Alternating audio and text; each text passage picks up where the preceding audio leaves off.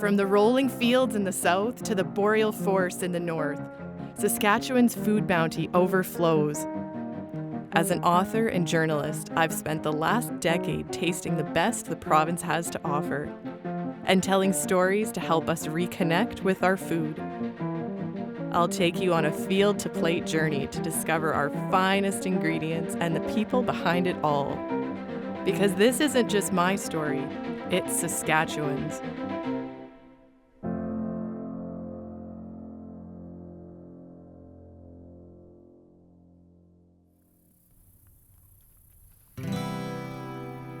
Lentils are renowned for their soil-building capacity. The high-protein pulse crop has been consumed throughout the world for thousands of years. Lentils were virtually unheard of in Saskatchewan before 1970. Today, the majority of Canada's lentils are grown here. They're delicious in stews and soups, yes, but Saskatchewan is famous for reimagining possibilities.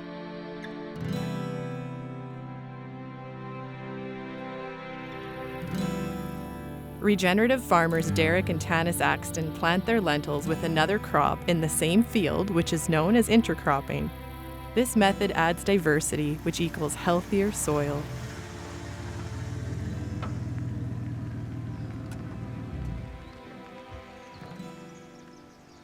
Ooh, she's a beauty brain.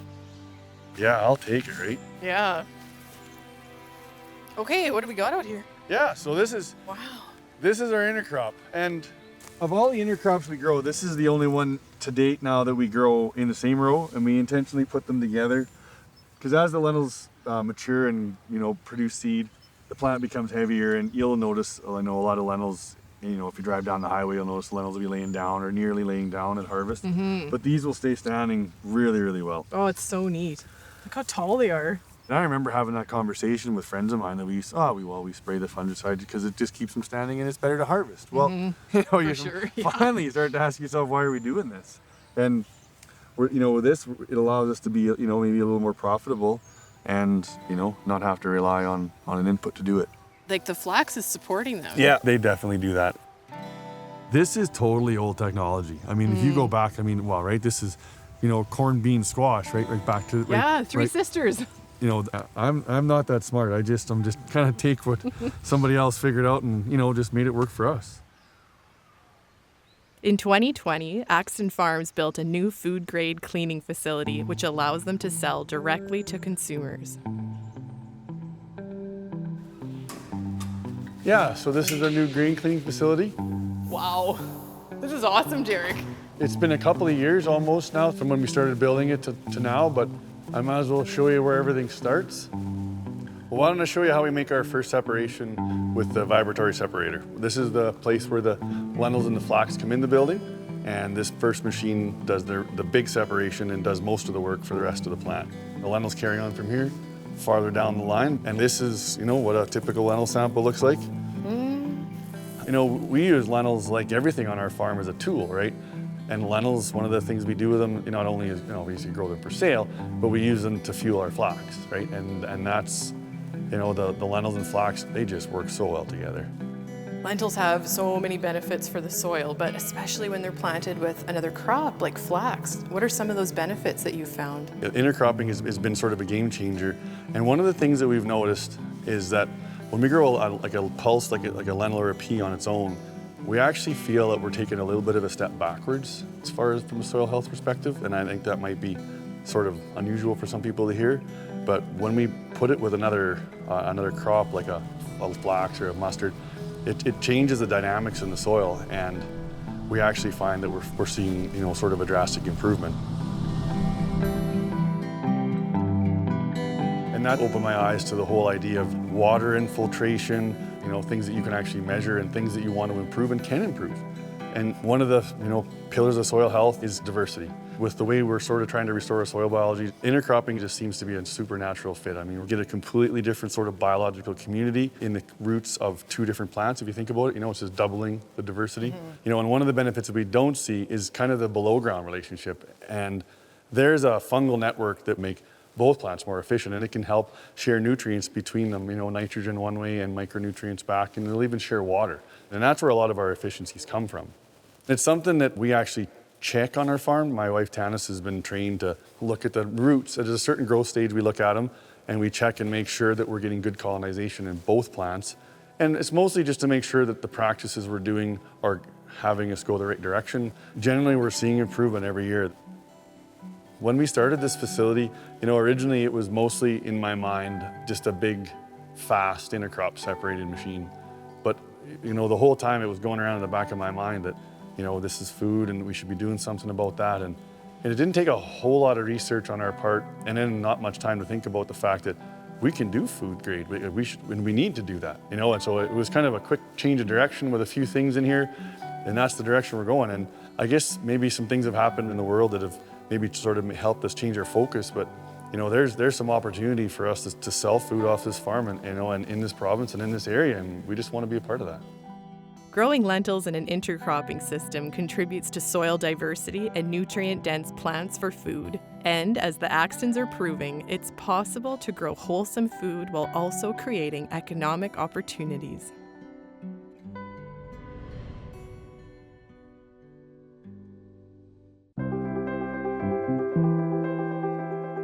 The history of beer is really a history of agriculture. Regions that could grow barley and could grow hops and had certain water profile, they developed regional styles of beer and perfected those styles because it worked so well with the local ingredients. I just found that fascinating that that's how it was. There wasn't just beer.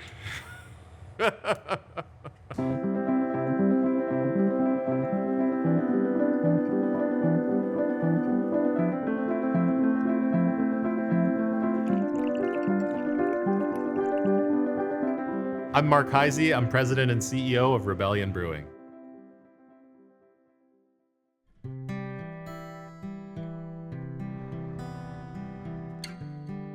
There's a lot that goes into how I got from brewing in the garage to running a brewery today, but not a whole lot has changed. We still make beer the same way that I did back at home, using the same traditional brewing methods, the same traditional ingredients, and it's just kind of snowballed from there. But at the end of the day, I don't feel like I'm doing anything a whole lot different than I was back then.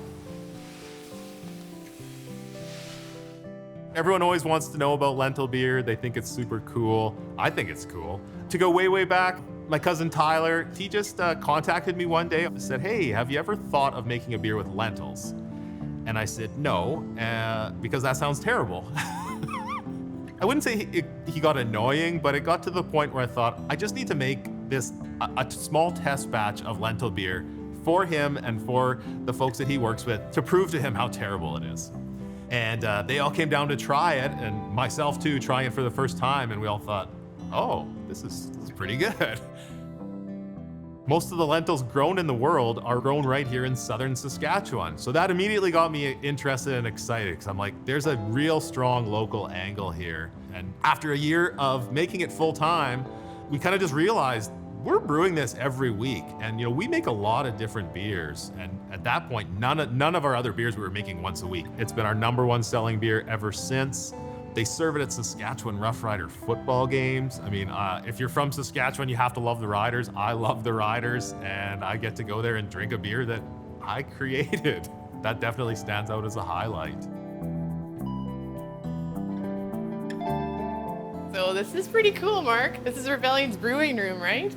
Yeah, this is where we have thousands of liters of beer. Gonna turn into something real tasty real soon with all the happy, healthy yeast here. Nice. Your magic beer room. Yeah, it's a great place to come and hang out whenever I get the chance. Cool. So what are you going to show me today? Let's brew some lentil beer. Woo! As I said, it's our most popular one. We brew it at least once a week. Wow.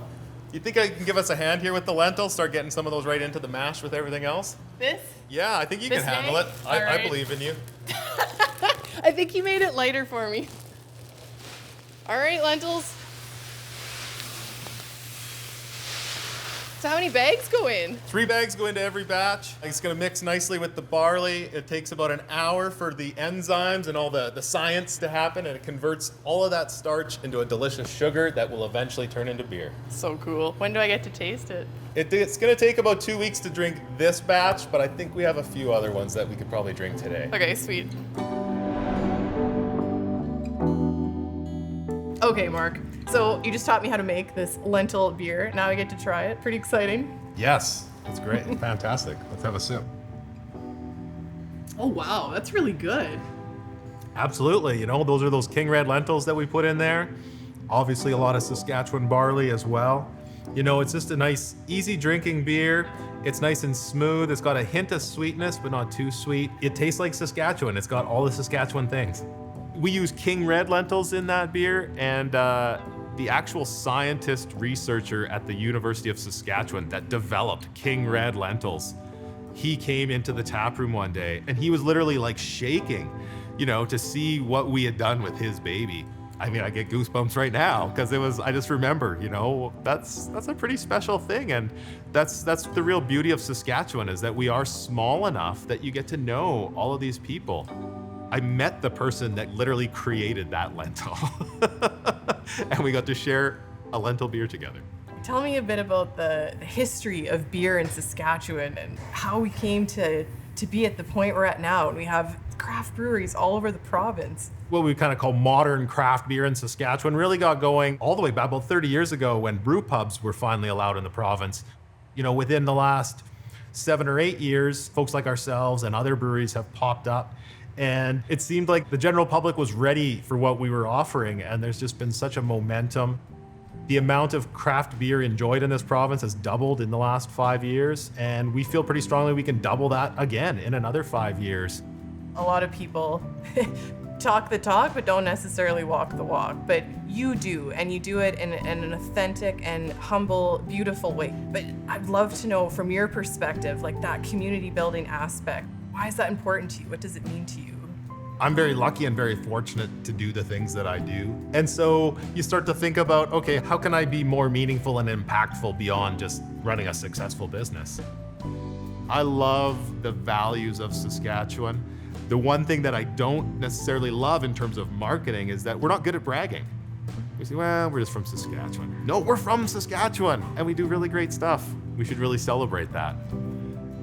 Yeah, well, you know, taking care of one another, supporting each other, that's the Saskatchewan spirit. So cheers. Thanks for having me in today. Saskatchewan's craft beer production has doubled in the last 5 years, and creating unique beers with locally grown ingredients like King Red lentils is how Rebellion celebrates what's possible here.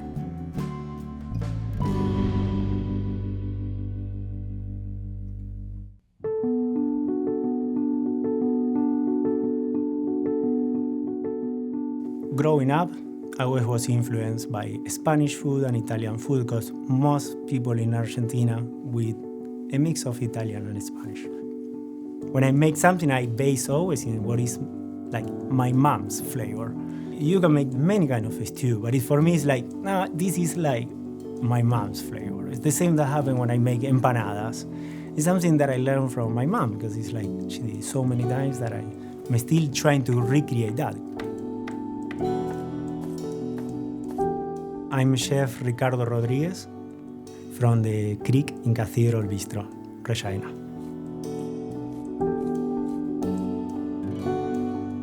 I grew up in Buenos Aires.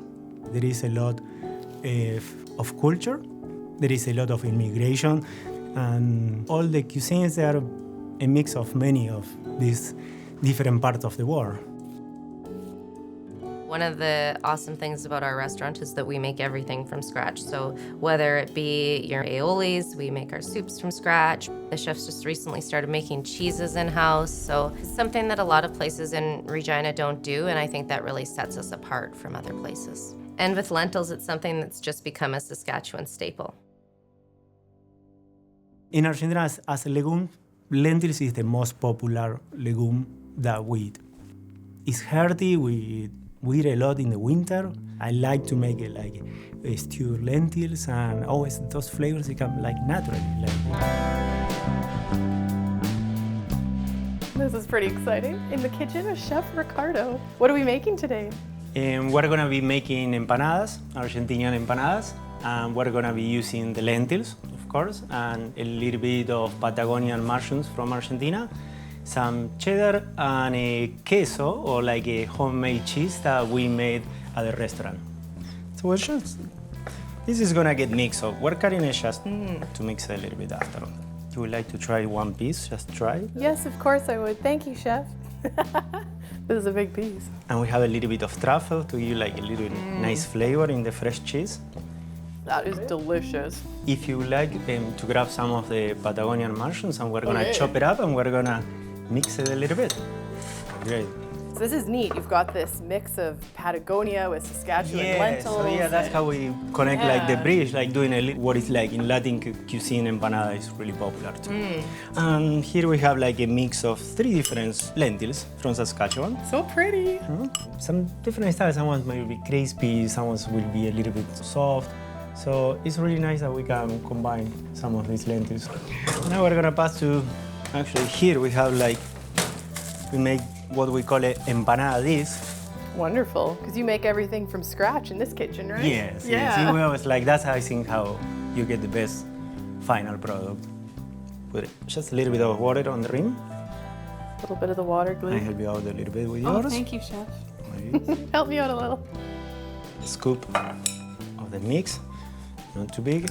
Not too big. Yeah, Okay. that's great. And now we're gonna try to fold the first closest. So first you close the center, so you know that is kind of fair, tightly. And from the center you keep going all around. Ooh. Like a little pocket. I don't know if mine's gonna look as pretty as yours. It will, it will. That's great. And then you can flip it the other way. And we put it like a little bit up, and we're gonna glue, showing the back. Yes. Ah, okay. A And little we shine the flip. back. That's good. Yeah, a little flip. So we have like Okay. a little rim. And this is empanada is ready to bake for tonight. Oh, they're so pretty. I can't wait to try these. Yeah. Saskatchewan is a big province, and from north to south, it's so diverse that it gives us the opportunity to grow many things. When I became a chef, I explored Patagonia, I lived there, and I fell in love with this place because you have a little bit of everything. You have the ocean and the mountain. And slowly, as a young chef, I started exploring with things that I found. By the time that I came to Saskatchewan, I noticed the similarities that there is between Patagonia and Canada. Some of the vegetables that can grow there are very similar. There is so many similarities in the north of Saskatchewan with the south of Patagonia. I felt like, oh, this is home, and I can create things that are maybe based on what I learned in Patagonia, but they're here in Saskatchewan now. And I found like more and more, I keep finding more in love with the province, with all Saskatchewan. I think like the universe bring me here for something, and I feel like this is a really good place to start exploring and growing your own. We need their own identity in the Saskatchewan cuisine, and it's fabulous. It's fabulous. Ricardo's creativity is fueled by quality Saskatchewan ingredients like lentils. Partnerships between restaurateur Jasmine and the farm suppliers make his dishes and the bistro's customer experience that much richer.